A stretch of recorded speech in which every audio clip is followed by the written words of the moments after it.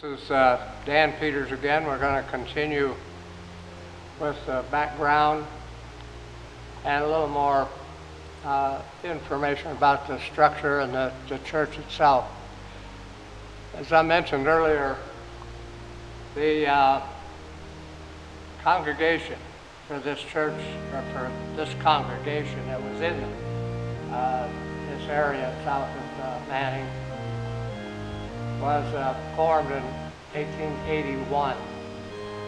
They built a church at that time, and quickly, because of the Lutheran farming community in that area, they quickly outgrew it, so they built another church in 1904.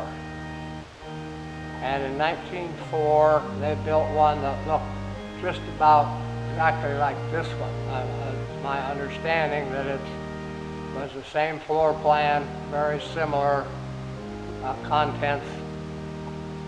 And then on March 23rd, 1913, a tornado destroyed that structure. And March 23rd was Easter Sunday, coincidentally, but no one was in it when the tornado hit later in the day. No injuries that I don't believe it's ever been recorded as a result of that.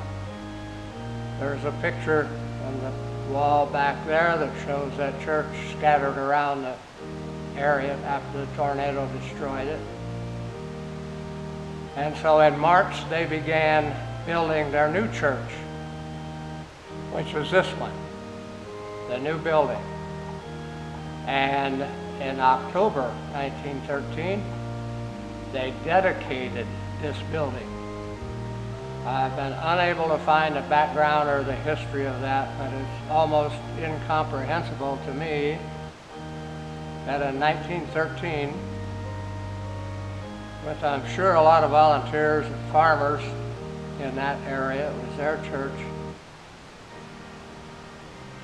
who had to make a living farming and so forth, built this church in 6 months. And it is in the record somewhere they made two changes from the one that was destroyed by the tornado into this one. Otherwise they used the same plans, the same size, used the same foundation. The two changes, they put this sloping floor in. The first one had a flat, level floor, as most all buildings do. They made this one with a sloping floor, and they added a coal stoker furnace. If you look at old pictures, you will see before that time a coal burning stove in front of the church that heated it in the winter. And they added a stoker. Otherwise, it's roughly the same as the one that was destroyed. So this then became the home for the congregation, Trinity Church, for as of now, well, in 2006, it would have been about, 90 years old, somewhere in there. I won't do the math real quick. Right now, it's about 106 years old.